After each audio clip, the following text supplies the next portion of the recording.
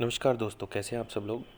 मैं अंशुल शर्मा स्वागत करता हूं आपका एक बार फिर से आपके अपने चैनल प्रेरणिक एजुकेशन केमिस्ट्री में, जिसमें आज हम डिस्कस करेंगे परिवार को शिक्षा का प्रभावशाली अभिकरण बनाने के उपाय। सब्जेक्ट कौन सा चल रहा है हमारा? गांधी जी की नई तालीम, है ना। गांधी जी इज़ नई तालीम and community engagement. Clear guys. So काफ़ी दिनों के बाद वीडियो लेके आ रहा हूँ। कुछ कॉम्प्लिकेशंस ऐसे ही थे कि नहीं बन पा रही थी वीडियो, चैनल पे कोई भी हलचल हरकत कुछ भी नहीं यहाँ पे हो रही थी। सो आज बड़े दिनों के बाद हम बेवतनों को याद वापस से अपना चैनल याद आया है। सो दोस्तों, आज हम बात करेंगे परिवार को शिक्षा का प्रभावशाली अभिकरण बनाने के वो कौन कौन से उपाय हैं जिससे बच्चा सुसंस्कृत, सभ्य और एक अच्छा व्यक्तित्व का धनी बने और अपने समाज की प्रगति में सहयोग दे। ठीक है, तो उन पे बात करते हैं। ये तो आपने सुना ही होगा आसपास अपने चारों परिवेश में कि संगति जो है वो बहुत गहरा प्रभाव डालती है किसी के भी व्यक्तित्व पे, किसी के भी आचरण पे, किसी भी बच्चे पे, किसी भी मनुष्य जीव पे। जैसी संगति में वो रहेगा वैसा ही वो होगा, है ना। सो अगर बच्चे के बारे में पता करना तो सिंपल से उसके यार दोस्तों और जिनमें वो रहता है दिन भर, उनको एक बार देख लो कि हाँ भाई बच्चा कैसे बच्चों की संगति में है। सो जाहिर सी बात है बच्चा भी वैसे ही हो गया, क्योंकि फ्रेंडशिप जो है वो एक जैसे लोगों में होती है जिनमें मानसिक समानताएं होती हैं, विचारों की समानताएं जिन लोगों में पाई जाती हैं वो अच्छे से दोस्त बन सकते हैं। क्लियर। सो इन्हीं बातों पे आज चर्चा होगी। कुछ पॉइंट्स हैं, उन पॉइंट्स को हम देख लेते हैं एक बार कौन कौन से हैं। पहला है भौतिक वातावरण बच्चे का कैसा है, फिजिकल एनवायरनमेंट जो है वो कैसा है। सो हम यहाँ पे जो मेन केंद्र में लेके चलेंगे वो परिवार को लेके चलेंगे, तो सारी चीज़ें परिवार से यहाँ पे देखी जाएगी, न कि सोसाइटी से। ठीक है ना। सो परिवार के अंदर भौतिक वातावरण है ना, कैसा है भाई। भौतिक वातावरण में फिजिकल चीज़ें आएंगी, जैसे कि आपका घर कैसा है, आप उसमें ठीक तरीके से रह पा रहे हैं कि नहीं। ऐसा तो नहीं है कि एक चारपाई पे चार चार लोग जो है बैठे हैं आपके लिए, मतलब एक ही कमरा है और चार पांच लोग उसी में रहते हैं। सो इसमें क्या है, कंजस्टेड एरिया हो गया और वहाँ पे थोड़ी सी प्रॉब्लम आएंगी जब बच्चा और दूसरे परिवारों को देखेगा, और तो उसमें कहीं ना कहीं हीनता की भावना आएगी। ठीक है। तो यहाँ पे कहने का मतलब ये है कि जो भौतिक वातावरण है वो अच्छा होना चाहिए। घर साफ़ होना चाहिए, स्वच्छ होना चाहिए, रोशनी आनी चाहिए, हवा, फ्रेश एयर का जो वहाँ पे रास्ता है वो भी आना चाहिए, होना चाहिए। ठीक है। और जितने व्यक्ति हैं उनके अनुरूप उनमें कमरों की व्यवस्था होनी चाहिए, कि ऐसा नहीं है कि बहुत बड़ी फैमिली है, घर छोटा सा है, या घर बहुत बड़ा है और फैमिली छोटी सी है। ठीक है ना। सो इस टाइप से क्लियर गाइज। यहाँ पे एक जो हम कह सकते हैं कि भौतिक वातावरण अच्छा होना चाहिए। नेक्स्ट आता है आपका सामाजिक वातावरण, social environment of the family कैसा होना चाहिए। तो बच्चे को बुरे सामाजिक वातावरण से हमको क्या करना है, दूर रखना है। ऐसा तो कोई माँ बाप नहीं चाहेगा कि हमारा बच्चा जो है ना वो चोर डाकू बन जाए, या फिर चौराहों पे खड़ा होकर लड़कियों को देख के सीटी मारने लगे। ऐसा ऐसा तो कोई नहीं चाहेगा। सब चाहते हैं कि हमारा बच्चा सभ्य बने, अच्छा बने, है ना। तो वैसा ही उसको वातावरण मिलना चाहिए, क्योंकि जैसे मैंने सबसे पहले बता दिया आपको, संगति मेन चीज़ यहाँ पे। सारी कुछ जो केंद्र है वो संगति का है, हर एक चीज़ उसी से रिलेट करेगी। ठीक है। सो सामाजिक वातावरण, बुरे समाज, असामाजिक तत्व उनको बोल सकते हैं हम, कि असामाजिक तत्वों से बच्चे को दूर रखना है और अच्छे कार्यों के लिए उसको प्रेरित करना है, ताकि बच्चे में जो है ना अच्छी भावनाएं और जो संस्कार है हम कह सकते हैं कि वो डेवलप हो सके। ठीक है ना। नेक्स्ट आपका आता है एस्थेटिक इन्वायरमेंट, सौंदर्यात्मक। ठीक है। सो यहाँ पे जो है प्लेटो ने भी बोला है कि अगर आपका बालक, मतलब अगर आप चाहते हैं कि आपका बच्चा सुंदर वस्तुओं का निर्माण करे, प्रशंसा करे, डेवलप करे उनको, सो उसको वैसे ही परिवेश में रखो, वैसे ही वातावरण में रखो। उसके चारों ओर सुंदर वातावरण प्रस्तुत करो तो वो वही करेगा। और चारों ओर आपने बंदूकें चाकू छुरे रखे हुए हैं तो वो वही उठाएगा, और जाहिर सी बात है वो वैसा ही बनेगा। ठीक है ना। नेक्स्ट आता है आपका आर्थिक वातावरण। तो अगर आपका आर्थिक तौर पर परिवार जो है वो बहुत कमज़ोर है, आर्थिक तौर पर परिवार कमज़ोर है, तो बच्चा कहीं ना कहीं दूसरे बच्चों को देख के, दूसरे लोगों को देख के अपने अंदर ही अंदर हीनता की भावना उसमें आ जाती है कि हम कुछ नहीं कर सकते, नकारा है, हम निकम्मे हैं, कुछ नहीं हो सकता। ठीक है, ये चीज़ हम नहीं खरीद सकते, वो चीज़ नहीं खरीद सकते, और बाकी सब बच्चे देखो कैसे रह रहे हैं, मज़े ले रहे हैं, इस टाइप से। सो उसमें एक हीनता की भावना आ जाती है। सो यहाँ पे जो इमोशनल असंतुलन है, जिसको हम संवेगात्मक बोलते हैं, इमोशनल मतलब संवेगात्मक, ठीक है।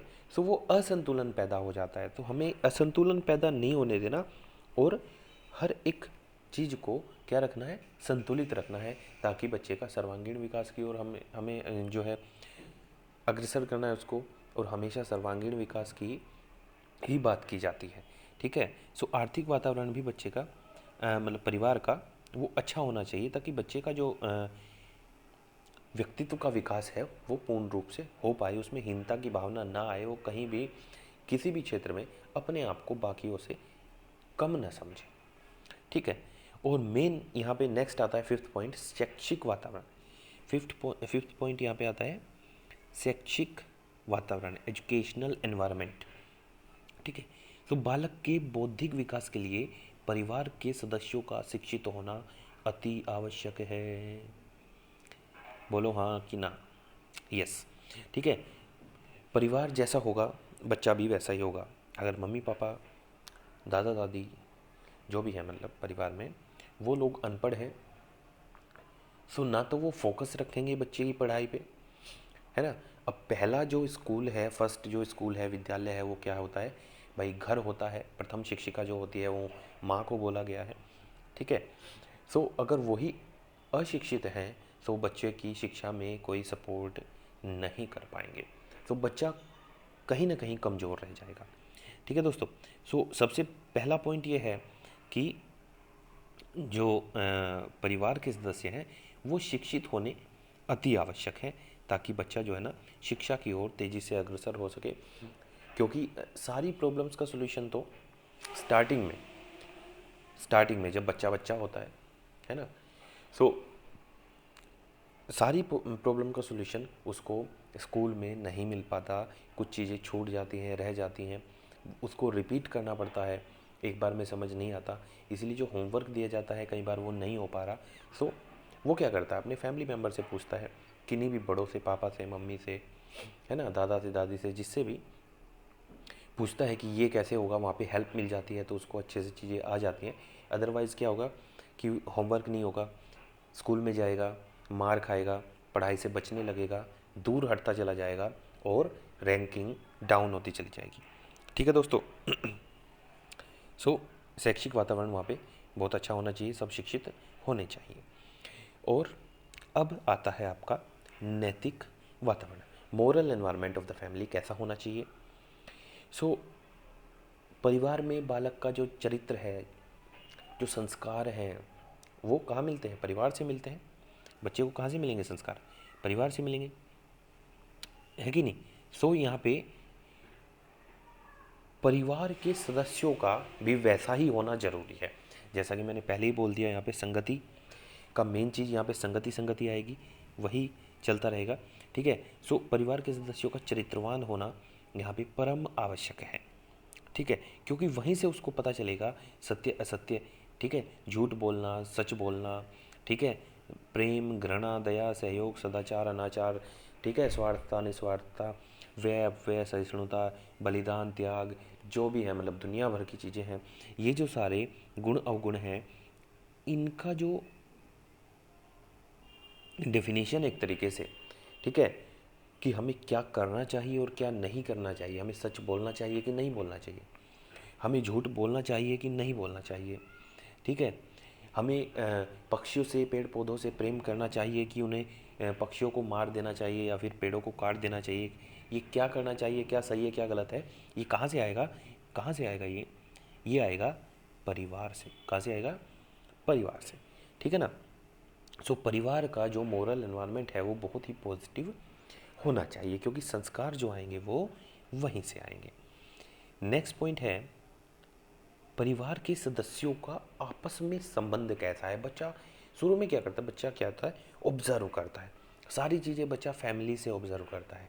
पढ़ाई लिखाई थोड़ा छोड़ दो, अगर हम स्कूल कॉलेज की पढ़ाई की बात करें तो उसको अगर हम साइड में रखें तो बच्चा जो है वो परिवार के सदस्यों का आपस में जो रिलेशनशिप है वो ऑब्ज़र्व करता है कैसा है, तो बच्चा भी वैसे ही रिएक्ट करता है, वैसी चीज़ें उसमें आ जाती हैं। सो यहाँ पे परिवार के सदस्यों में जो आपसी संबंध है वो प्रगाढ़ होना चाहिए, मधुर होना चाहिए और बहुत अच्छा होना चाहिए। ठीक है? वहाँ पे सदाचार होना चाहिए, सहिष्णुता और ये सारे जो चीज़ हैं, त्याग, प्रेम, निस्वार्थ, सत्यवक्ता, है ना, ये सारी चीज़ें वहाँ पे होनी चाहिए, तो बच्चा वैसा ही बनेगा। Clear guys? सो परिवार के सदस्यों का आपसी संबंध बहुत ही मधुर होना चाहिए। ठीक है? अच्छा, सारी बातें जो है ना वो संगति की ओर घूम रही है कि नहीं घूम रही? Clear guys? सो वैसे ही यहाँ पे चलेगा, संगति संगति संगति संगति और संगति। नेक्स्ट है यहाँ पे परिवार के सदस्यों का बालकों के प्रति जो व्यवहार है वो कैसा होना चाहिए। कई बार ऐसा होता है कि बच्चा कुछ भी बोल रहा है, छोटे बच्चे क्या है ना, प्रश्न बहुत पूछते हैं, है ना, पता नहीं होता उन लोगों को ज़्यादा चीज़ें, तो वो क्या करेंगे? प्रश्न बहुत पूछेंगे। जाहिर सी बात है, अब प्रश्न पूछेंगे तो उनके आंसर भी करने पड़ेंगे। कई बार बच्चे मतलब जो माता पिता हैं कोई काम कर रहे हैं, कुछ और काम कर रहे हैं या फिर नहीं भी कर रहे, तो वो क्या हो जाते? इरिटेट हो जाते। क्या हो जाते? इरिटेट हो जाते। बच्चे को एकदम से डांट देते हैं, चुप चुप, है ना, इस टाइप से कुछ भी कर देंगे। सो या फिर मार देंगे, जो भी होगा। ठीक है? तो बच्चा क्या होता है वहाँ पे? डरने लगता है, भय उसमें उत्पन्न हो जाता है, वो पूछने से हिचकने लगता है। तो बाहर भी वो टीचर से पूछने से बचेगा, है ना, या कुछ भी करेगा। सो बच्चा क्या, इंट्रोवर्ट होने लगता है। Clear guys? सो ऐसा नहीं करें, ऐसा नहीं होना चाहिए। और एटीट्यूड जो चिल्ड्रन के प्रति होना चाहिए वो बहुत ज़्यादा पॉजिटिव होना चाहिए। बालकों के प्रति प्रेम, सहानुभूति का भाव वहाँ पे परिवार के सदस्यों का होना चाहिए। Clear guys? और नेक्स्ट आता है यहाँ पे बाल मनोविज्ञान का ज्ञान जो है वो फैमिली को होनी चाहिए। शिक्षकों को तो चलो हम साइड में अभी करते हैं, क्योंकि फैमिली की बातें चल रही, तो फैमिली माता पिता की बात करेंगे हम यहाँ पे। उनको बाल मनोविज्ञान का ज्ञान क्यों होना चाहिए? क्योंकि बाल मनोविज्ञान से, चाइल्ड साइकोलॉजी जिसको बोलते हैं, उससे हमें बच्चे को समझने में मदद मिलती है कि बच्चे की जो एटीट्यूड है, बच्चे का जो उसकी अभिरुचि है, अभिवृत्ति है, व्यवहार है, वो कैसा बच्चा व्यवहार करेगा और बच्चे के उस व्यवहार के प्रति हमारा जो रिएक्शन है वो कैसा होना चाहिए। ठीक है? सो उससे हमें उनकी रुचि, अभिरुचि, अभिवृत्ति और व्यवहार को समझने में सहायता मिलेगी। अगर हम उसको समझ पाएंगे तो हम वैसे ही उसको डील कर पाएंगे बहुत अच्छे से, और बच्चे को भी दिक्कत नहीं होगी और हमें भी नहीं होगी। इसलिए जो बच्चा होगा वो बहुत ही अच्छे से ग्रोथ करेगा। ऑलराउंड डेवलपमेंट की जो बात करते हैं हम, सर्वांगीण विकास की, वो वहाँ पे बच्चे का निरंतर होता रहेगा। Clear guys? सो बाल मनोविज्ञान का ज्ञान इसलिए, चाइल्ड साइकोलॉजी का जो नॉलेज है वो इसलिए माता पिता को होनी बहुत ज़रूरी है। ठीक है ना? अब बात करते हैं हम वंशानुक्रम संबंधी ज्ञान, नॉलेज ऑफ हेरिडिटी। सो इसमें क्या आता है? परंपरा, प्रतिष्ठा, हाँ, वही सब कुछ कि हमें विरासत में क्या मिल रहा है, जो हमारे पीढ़ी दर पीढ़ी चले आ रहे हैं, कुछ नियम कायदे कानून, वो क्या हैं। ठीक है? उन सब चीज़ों को समझने में हमें कौन भाई, दादा से पता लगेगा, है ना। सो ऐसी पीढ़ी दर पीढ़ी जो चलने वाला ज्ञान है वो, उसकी यहाँ पे बात की जा रही है। तो वो बच्चे को होना चाहिए। ठीक है? तभी बच्चा अपने जो है अपनी संस्कृति को जानेगा, सभ्यता को पहचानेगा। ठीक है? क्यों ये रामायण वगैरह, महाभारत वगैरह जो भी चीज़ें चल रही हैं, ये क्यों दिखाई जाती हैं? इसीलिए कि हम समझें कि एक आदर्श पुरुष कैसे बना जाता है ना, और आदर्श समाज की स्थापना हम कैसे कर सकते हैं? क्योंकि पुरुषोत्तम यहाँ पे दिखाया है। पुरुषोत्तम मतलब पुरुषों में उत्तम, पुरुषोत्तम मतलब पुरुषों में उत्तम। वो कौन है? भगवान राम। ठीक है, तो उनको पुरुषों में उत्तम कि हर समय में वो कैसे उनका व्यवहार था, वो हमें कैसे पता चला? जब वो दिखाया गया, बताया गया, तब हमें पता चला कि हाँ उनका आचरण कैसा था, है ना। रामायण देख के, अभी लॉकडाउन में दोबारा से देखी रामायण, सो टीआरपी बहुत हाई फाई थी। Clear guys? सो वो सब चीज़ें क्यों हैं? ताकि हमें पता चल सके कि हमारी परंपरा, प्रतिष्ठा जो भी है, संस्कृति, वो कैसी है और हमें आचरण कैसे करना है और क्या गलत है और क्या सही है, वो हम जान सके। क्लियर?